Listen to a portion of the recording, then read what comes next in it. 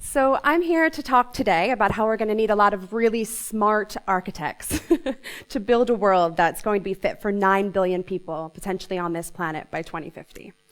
And to do that, I'm going to tell a few stories, but I'm also going to ask a few questions at the end. So get ready for that ahead of the break.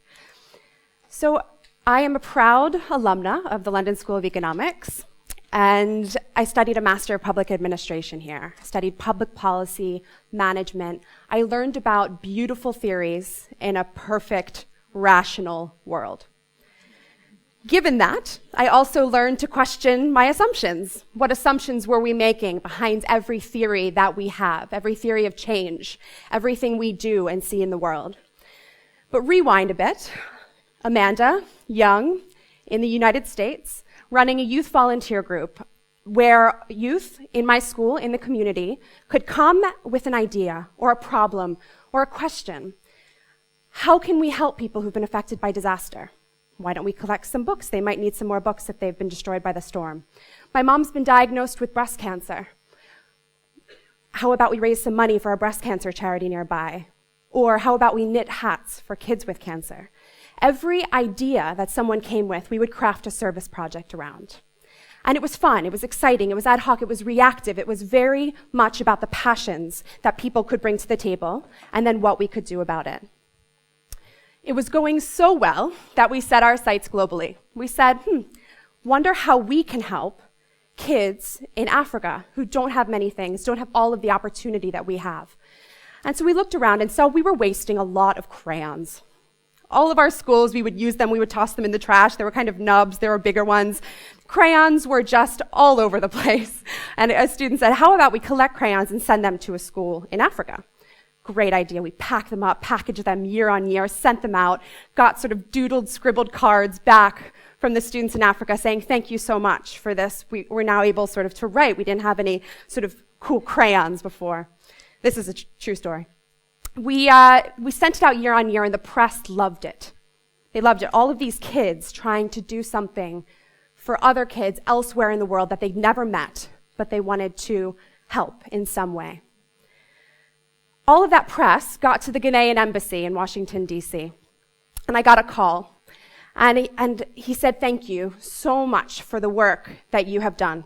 Your group has really done a lot for this school, and we really, really appreciate it. I just wanted to tell you a few things. The kids walk 2 miles to school every day, and they don't have any shoes to wear. They're also getting really sick when they arrive because there's no clean water at their school. And when I say school, I actually mean that they're studying in chicken coops. So they don't really have a school building. So while they really appreciate those crayons, I'm just wondering if you might be able to help us out with a few of these other issues. Right, wake-up call. There was a question to my assumptions. And there was also sort of a, wow, how was I so unaware? And a lot of people, maybe you're thinking, oh, she was young.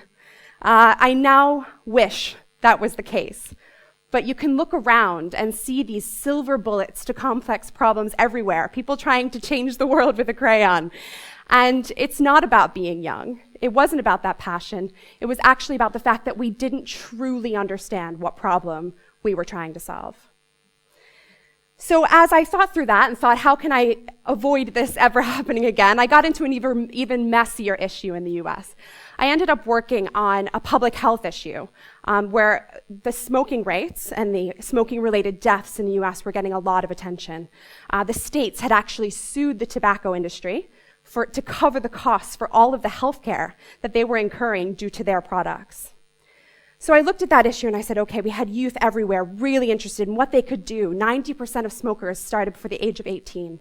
How could we tell our peers what was happening? So it started with my youth volunteer group as an us for them. Let's give them crayons and we will save the world. This activism became an us versus them. I got really angry at those tobacco companies, at those corporates. How could they be doing that to our generation, and how could they be selling products that were so harmful? And we went city by city, state by state, rallying to get smoke-free workplaces, to move tobacco products away from the candy aisle, all of that stuff a few years ago. Fast forward to 2 years ago, I was asked to speak on a panel. It was How Business Can Be a Force for Good, let's say, was the title. And I was sitting next to a tobacco industry executive. Took me a second, step back. Can I actually do this?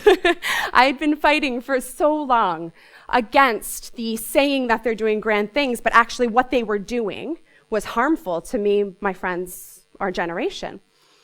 And I looked at a colleague of mine who I work with today at Volans, and I said, I'm having this issue. And he said, listen, every company does something really well. It just so happens that tobacco companies are really good at delivering a drug that kills people. What if we could take what they do really well and channel it towards good? What if we could take their expertise in drug delivery and getting that out to really, really far-flung parts of the world and use that to deliver pharmaceutical drugs where they're really needed and where they can save lives? So I sat down on that panel. I said it to her. I don't think she took it up, but I said it anyway. And from there was a turning point for me. It started with us for them. It then moved to us versus them. And then I thought, if we can recognize the worst that these companies are doing, how can we also channel the best that they're doing and the best that they could do?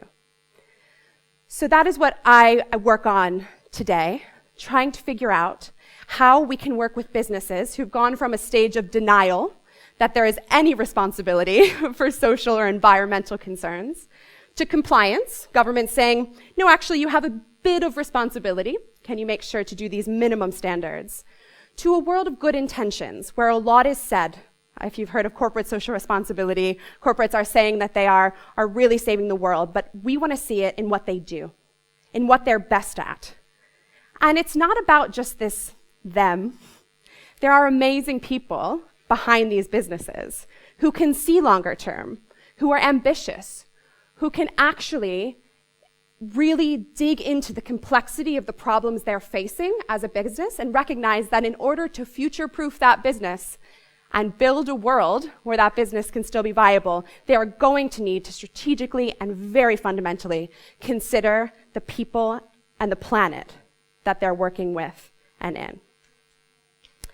So as I think about this, I also think about those people and also what kind of inspiration they need. And I recognize our host today is a social entrepreneur.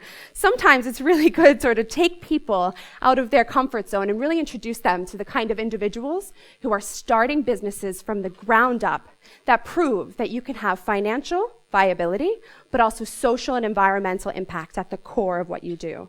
You can use the markets to incentivize good behavior, to incentivize good outcomes. But you also need to recognize that it is a tool and that we need to use it well. And it's an entry point into a much bigger game. How do we change how investors invest, what they value in business or in the world? How do we change how policymakers consider the policies they're making to incentivize people to be in a better world? We need world's architects that are working in a system that they're able to build and change. So as we think about that, there's a few questions that pop to mind. One, are we good readers of the world? As I come from a literature background, I think, how can we start to look at the complex problems we're up against and break them down into what we're doing about them, what we expect to happen from it, and what we can't control? We also need to really consider potentially how what we do will really bring together other people around us in a collaborative way, but also with competitors. We work with businesses that work with their competitors to say, this is a bigger problem than just us. This is about all of us. Or, this is a big problem. We need to really, really show that we can change this and then share with you how we did it. So it's going to be about using competitions and markets and forming a better world through that. Now, as you get into the nitty-gritty there, it's really, really complicated, and I think there's almost 3 ways one could react. You could sort of hide under a rock, hug your family, cross your fingers, say, that's a job for somebody else. Right now, that's a little too much for me to handle. Don't do that. The other option that a lot of people often ponder is, okay, I'm going to run off and be an entrepreneur.